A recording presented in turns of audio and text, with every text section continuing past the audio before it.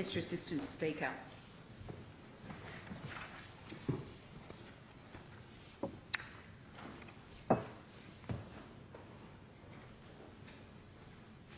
I move that a bill be introduced for an Act to amend the Crimes Act 1900 with respect to the offence of sexual intercourse with a child under 10 years of age, and to amend the Crimes Sentencing Procedure Act 1999 to set standard non-parole periods for certain child sex offences.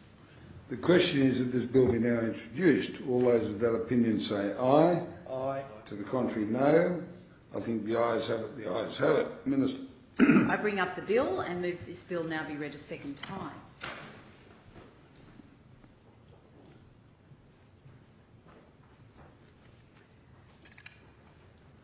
Mr Assistant Speaker,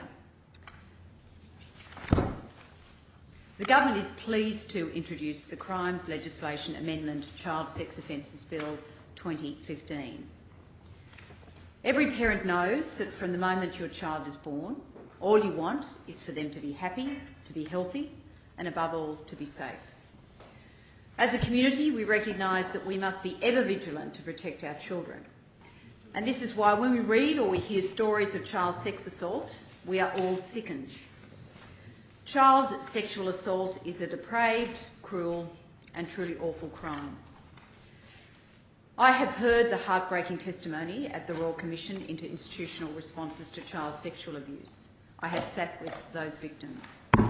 It reinforces the importance of protecting our children from harm.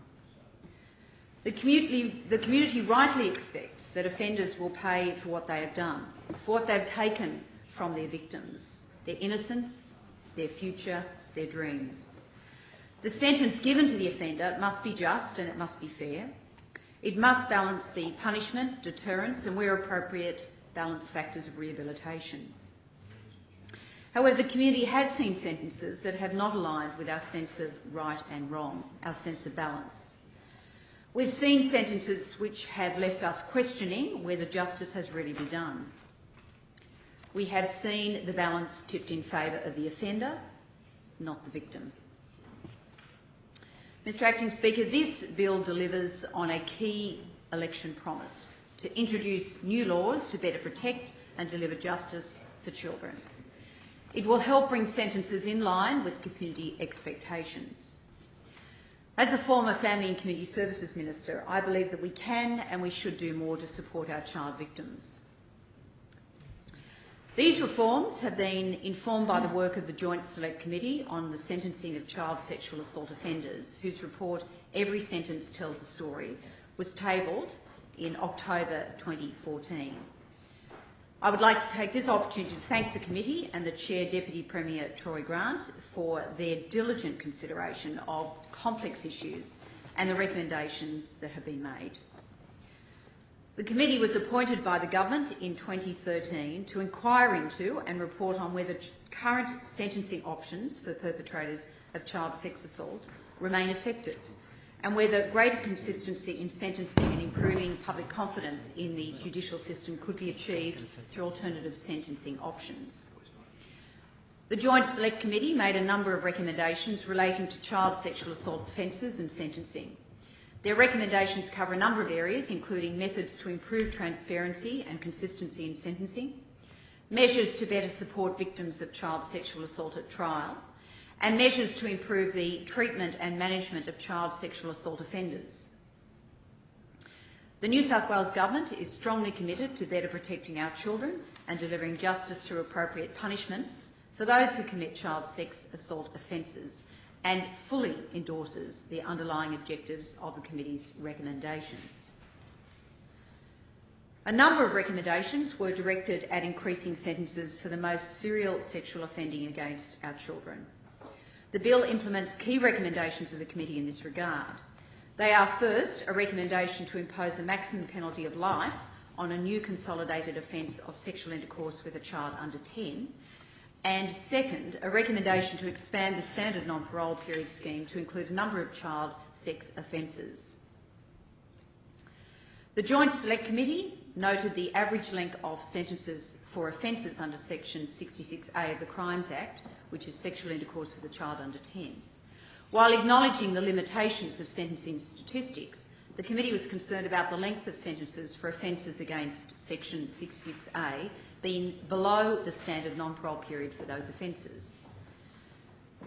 Whether committed in circumstances of aggravation or not, this offence by its very nature is exceptionally serious. The devastating and lifelong impact of an offence committed under this section should carry the harshest potential penalty available, that is, life imprisonment. The committee's consideration of sentencing principles and practices was informed by the comprehensive work of the New South Wales Sentencing Council on the standard non-parole period scheme. The scheme provides guidance and structure to judicial sentencing discretion. It currently applies to a relatively small number of serious offences, including 4 child sexual assault offences. Analysis of the scheme undertaken by the Judicial Commission of New South Wales in 2010 has shown that it has resulted in increases in sentencing levels for scheme offences, especially those offences involving sexual violence. In September 2013, the former attorney, who sits beside me here on the left, asked the Council to review aspects of the scheme, including what further offences should be included and the standard non-parole periods for those offences. In light of the establishment of the Joint Select Committee on Sentencing Child Sexual Assault Offenders, the attorney asked the Council to give immediate consideration to standard non-parole periods for child sexual assault offences and to report urgently on those that should be included in the scheme. Following extensive consultation with stakeholders and the community, the Council recommended a number of child sex offences as suitable for inclusion in the scheme. The standard non-parole period reports were provided to the committee, and recommendation 8 of the committee's report endorsed the Council's recommendation. This bill implements that recommendation and expands the scheme to include these offences. The Council determined that each offence is appropriate for the scheme because it has a high to very high maximum penalty. Its victims are children who are particularly vulnerable and for whom there is a special risk of serious ongoing harm. At the heart of the Council's and the Joint Select Committee's recommendations about the scheme and this government's response to them is the recognition of the particularly awful nature of sexual assault offences against children and the need for sentences to reflect the seriousness of this abuse. The Council also identified the level of standard non-parole period for each of the additional offences based on a fixed portion of 37.5% of the maximum penalty for each offence, adjusted accordingly to the relevant considerations such as the special need for deterrence and the potential vulnerability of victims. A number of other key recommendations of the committee will be implemented by 2 high-level working groups.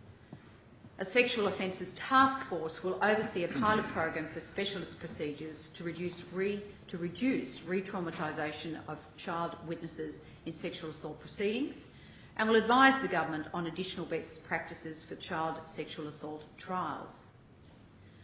A second task force will examine options for anti-libidinal medication treatment for child sex offenders. In addition to these task forces, the Department of Justice will undertake a review of these sexual offences in the Crimes Act 1900.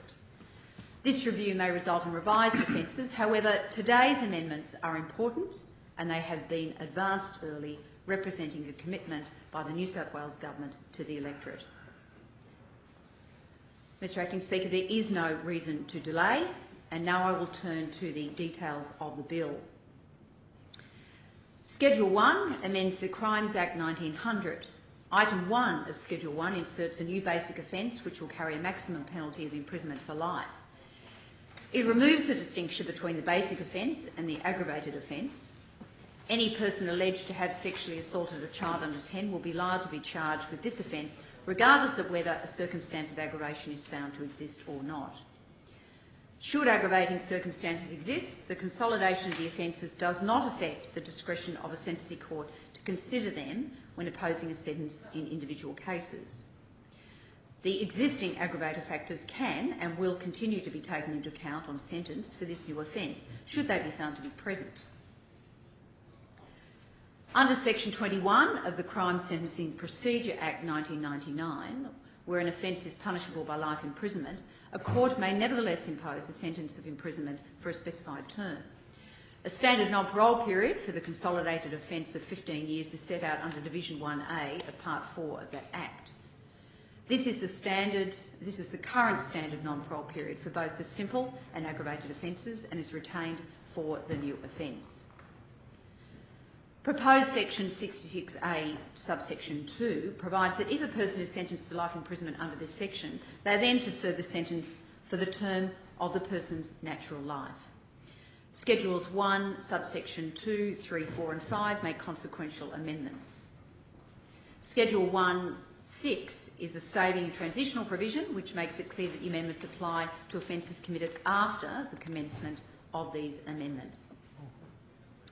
Schedule 2 amends the Crime Sentencing Procedure Act 1999.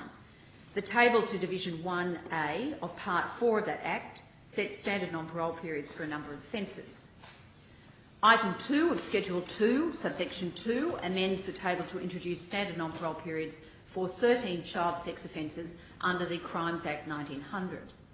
Schedule 2, subsection 1 makes an amendment that is consequential on the amendment made by Schedule 1, subsection 1. Schedule 2, subsection 1 is a savings and transitional provision which provides that the amendments only apply to offences committed after the commencement of these amendments. Mr Assistant Speaker, in closing, the bill before the House today reflects the New South Wales Government's deeply held belief that the most vulnerable members of our community, our children and our young people, deserve to live life free from abuse. This bill will help achieve that. It will help to better protect and deliver justice for our children and for our young people. I commend the bill to the House. Question is that this bill be now read a second time. I call the member for Liverpool. Thank you, Mr Assistant Speaker. I move that this debate be now adjourned. Question is that this debate be now adjourned. All those of that opinion say aye. Aye. To the contrary, no. I think the ayes have it. The ayes have it. Clerk will read the next order of business. Oh, sorry, Attorney General. Wait a bit early. I'm very busy. Very busy. Attorney General. Mr Assistant Speaker, I ask that you fix the resumption of this debate as an order of the day for a future day. I fix the resumption of this debate as an order of the day for a future day.